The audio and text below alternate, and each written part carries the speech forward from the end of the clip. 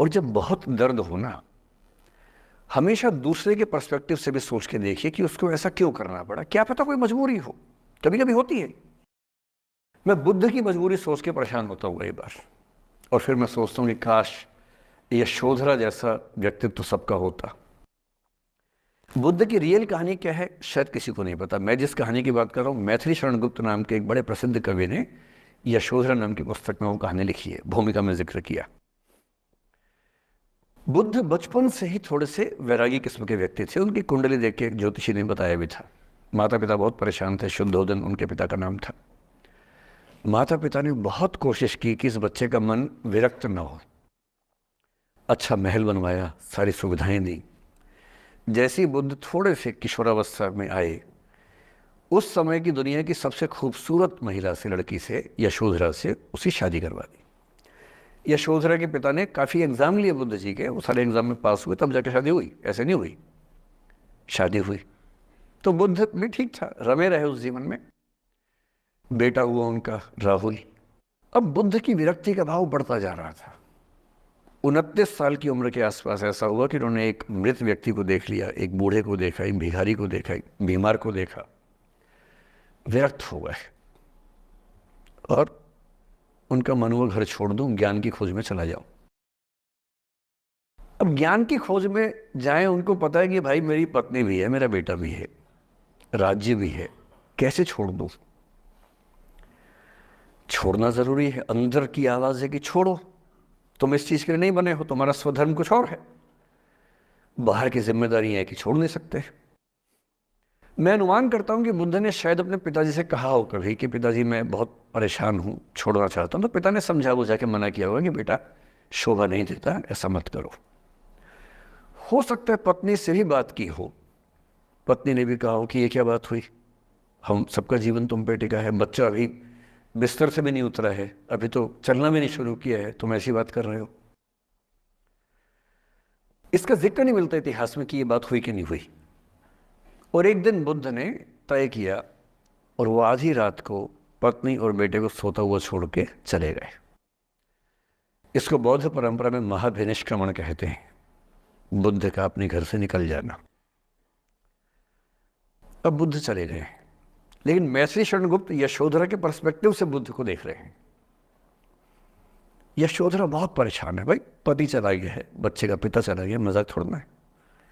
राजा परेशान है कि उनका उत्तराधिकारी चला गया है।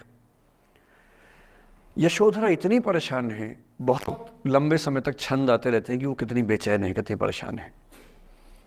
लेकिन यशोधरा की सबसे बड़ी परेशानी इस बात से नहीं कि बुद्ध चले गए, इस बात से है कि बिना बताए चले गए, भरोसा नहीं किया।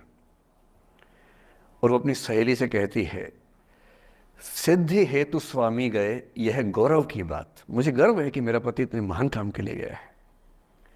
सिद्धि हेतु स्वामी गए, यह गौरव की बात, पर चोरी चोरी गए, यही बड़ा व्याघात। सखी सखी वो मुझसे कहकर जाते, कह तो क्या वो मुझको अपनी पथ बाधा ही पाते। क्या मैं रास्ता रोकती उनका? उसके मन में ये मलाल है कि बिना बताए चले गए। वो इस भाव को लेट गो नहीं कर पा रही है, परेशान है। फिर बुद्ध को ज्ञान मिला 6 साल की तपस्या के बाद, बोधगया में बोधि वृक्ष के नीचे ज्ञान मिला। बात फैल गई। जो 5 शिष्य बुद्ध को छोड़ के भाग गए थे उनके बुरे वक्त में, उन्हीं 5 को बुद्ध ने सबसे पहले ज्ञान दिया सारनाथ में, जिसको धर्मचक्र प्रवर्तन कहते हैं। बुद्ध की ख्याति बढ़ने लगी। शुद्धोदन ने बुद्ध के पास, अपने बेटे के पास कई लोगों को भेजा ये कहने के लिए कि भाई यहां भी तो आओ, हमसे भी तो मिलो। बुद्ध का ऐसा प्रताप था कि जो उनके पास जाता वो बुद्धम शरणम गच्छामि हो जाता, वापस ही नहीं आता। तो फिर शुद्धोदन ने बुद्ध के बचपन के एक दोस्त को ये कह के भेजा, भैया मैं जानता हूं तुम वापस नहीं आओगे, पर प्रभावित होने से पहले बोल देना कि पापा याद कर रहे थे। तो वो गया, उससे वायदा निभाया, हो तो गया, बुद्ध के संग में दीक्षित हो गया, पर वायदा निभा दिया। तो बुद्ध ने कहा जरूर जाऊंगा, पिताजी की आज्ञा है तो जाऊंगा ही जाऊंगा। बुद्ध पहुंचे अपने कपिल वस्तु, जो अपना इलाका था, वहां पहुंचे। पूरे कपिल वस्तु में, नेपाल सिद्धार्थ नगर से नेपाल जाएंगे तो नेपाल बॉर्डर पे ही कपिल वस्तु है। मैं देखने गया था वो जगह जहाँ बुद्ध पैदा हुए थे, बड़ा सुंदर स्थान है, आप भी जाकर देखेंगे अभी। तो बुद्ध पहुंचे रात को, एक धर्मशाला में रुके। अब वहां हल्ला मच गया कि राजा का बेटा धर्मशाला में। बुद्ध ने कहा भाई मैं देखो राजा का बेटा बन के नहीं आया हूं, मैं बुद्ध बन के आया हूं। सुबह उठ के भिक्षा मांगने लग गए उस इलाके में, अपने ही पिता के राज्य में। पिता ने सिर पीट लिया कि भाई क्या कर रहे हैं। फिर बुद्ध ने सूचना भिजवाई कि मैं बुद्ध हूँ, बेटा हूँ संयोग से, ठीक है मैं आ रहा हूँ मिलने के लिए, पर मैं बुद्ध होके आया हूँ, मेरी चर्या है, नियम है, मैं भिक्षा से ही जीवन जीता हूँ अपना। ठीक है, पिताजी ने कहा चल कोई बात नहीं।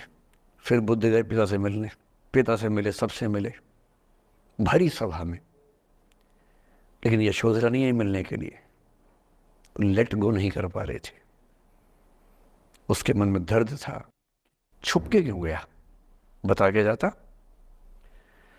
बुद्ध ने पूछा पिता से कि यशोधरा कहाँ है, तो बोले कि वो कह रही है कि अगर बुद्ध मिलना चाहेंगे तो खुद ही मिलने आएंगे मुझसे, मैं क्यों जाऊंगी भाई, आत्मसम्मान भी तो कोई चीज़ है, मैं क्यों मिलने जाऊंगी। तो बुद्ध मिलने गए। सोचिए कमरे में यशोधरा बैठी है, राहुल साथ में है।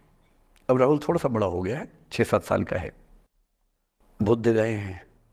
अब आपके मन में आ रहा है कि बुद्ध वहां जाके बोलेंगे सॉरी मैंने गलत किया, I hurt you, I really feel sorry. Buddha है वो बुद्ध है। वहां जाके क्या बोल रहे पता है, भिक्षाम देहि, भिक्षा दो। और यशोधरा कितनी महान महिला रही होगी, उसने अपने बेटे का हाथ बाप के हाथ में दे दिया। लेट गो का इससे महान उदाहरण दुनिया के इतिहास में नहीं है कि चलो आखिर तुमने आके झुक के कुछ मांगा तो सही।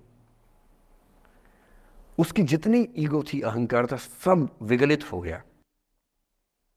और जो औरत परेशान थी कि मुझसे बिना बताए गया, उसने अपने बेटे को दे दिया कि इसको लेके जाओ, क्योंकि मैं जानती हूं कि तुम महान काम कर रहे हो, और तुम महान काम कर रहे हो तो मैं क्यों बीच में आऊंगी भाई। मेरा पति महान काम कर रहा है तो मुझे खुशी होनी चाहिए, और तुम्हारी उस खुशी में मैं क्यों पीछे हटूं। बस मुझे भरोसे में लेके जाते तो और खुश होती।